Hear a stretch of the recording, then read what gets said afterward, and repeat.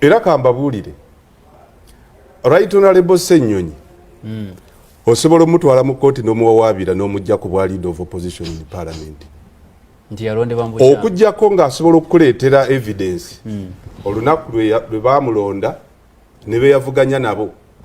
oba bw'aba yayitamu unopposed era n'akulaga lwe yali nominated kuba process y'okulondebwa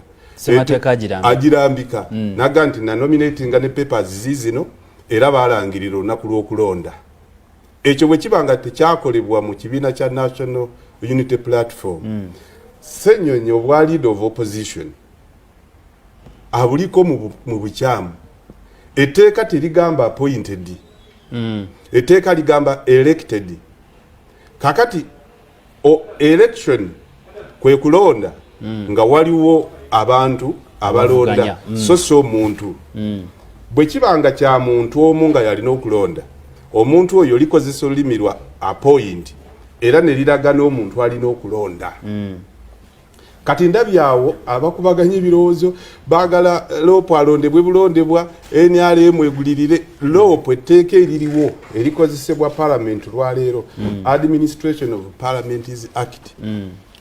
alina kubeera elected bwe naagamba okulondebwa kiyinza okufaanana appointed kati buli muntu yenna gw'olaba ng'awakanya ekyalumu ng'akiwakanya lwakuba nti ateekawo okulonda okutabaddeewo ekisooka ye aba akiwakanyiza mu butamanya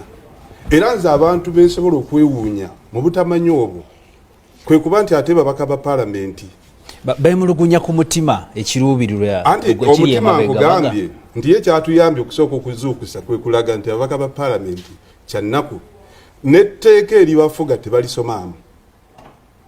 kyannaku ekyo kikwasa ennaku nga tetunabana kugenda ku merits za kiteeso kya honorable lumu